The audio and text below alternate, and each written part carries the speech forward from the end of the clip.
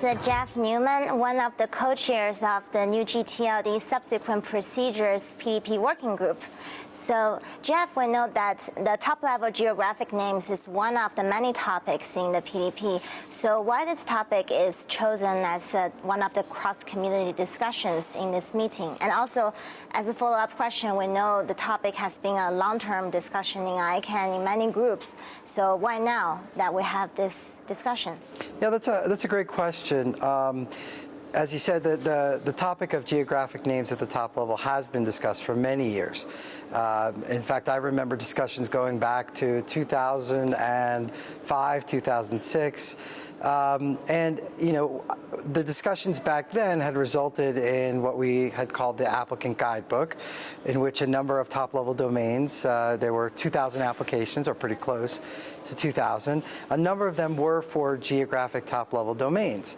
And for a lot of the applications, the rules were pretty straightforward. If you wanted to apply for a city, for example, you needed to have a letter of support.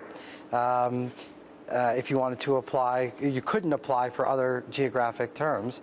But there were some complications for some of the applications which were not necessarily covered within the applicant guidebook.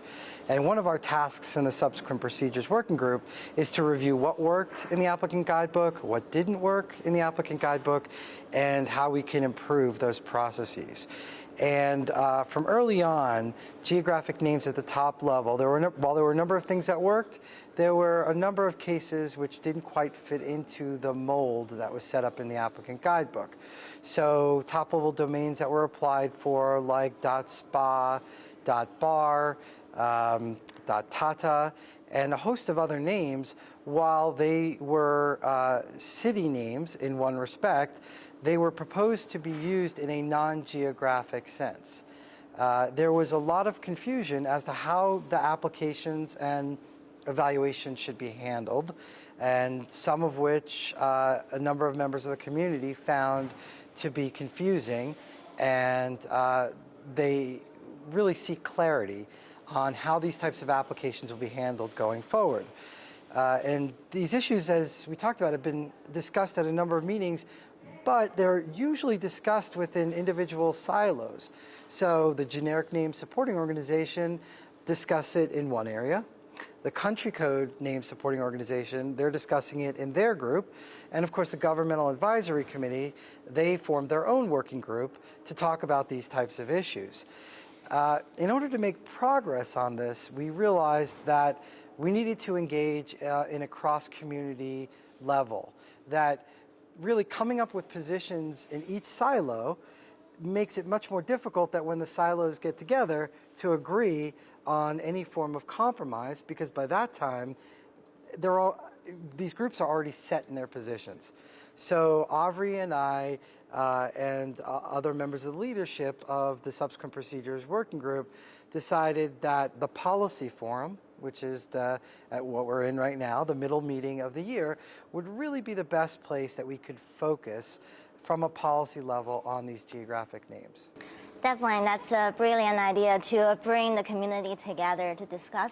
So one of the key concepts that we heard is the straw person concept. Can you elaborate a little bit on this concept? Sure. So the work for this cross-community session actually began shortly after the last ICANN meeting in Copenhagen. And we had announced at that meeting we would have 2 webinars on this very subject to talk about the positions of each of the different communities within ICANN. And we had that in late April, and really was widely attended by a number of different people from different organizations around the world.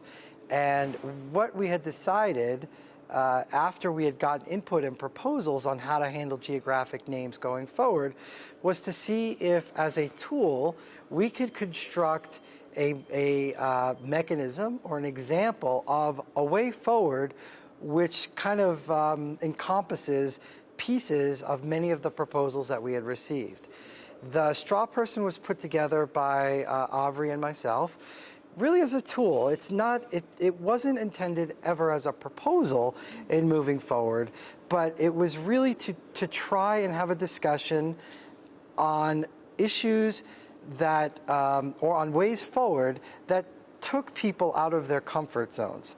Because if we had just said, okay, let's just discuss the different options going forward, what you'd have most likely would be each group just arguing the same positions that they've had all along.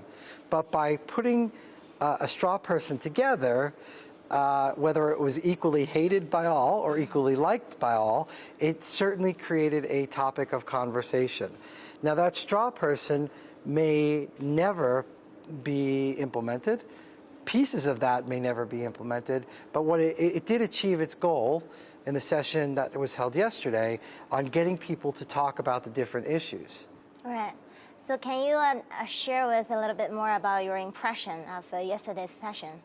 So yesterday's session was really widely attended. The room was full, which was great. Again, that was one of our goals, was to get everyone together.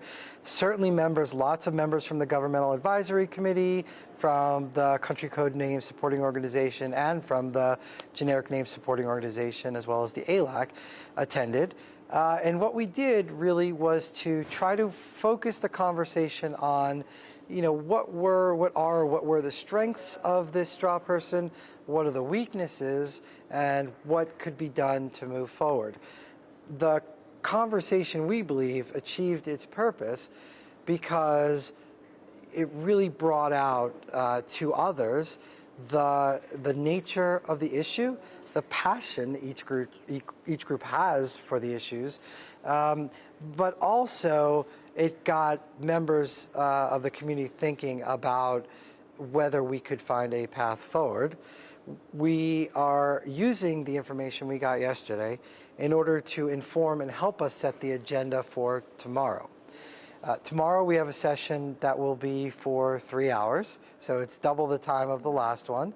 And during that session, we are going to take the information that we got from the first one and really ask a set of pointed questions to find out how we can find a mechanism to address the issues that were pointed out in the applicant guidebook, both from the side of members of the Generic Name Supporting Organization that think that there may have been too many protections, but also from the Governmental Advisory Committee, who approach this as we need to have additional protections for geographic territories that may not be countries or the cities that are protected in the current or in the 2012 applicant guidebook. Right. Thank you so much, Jeff, for speaking with us today, and we look forward to the second session on Thursday. Thank you very much. I'm looking forward to it as well. Thank you.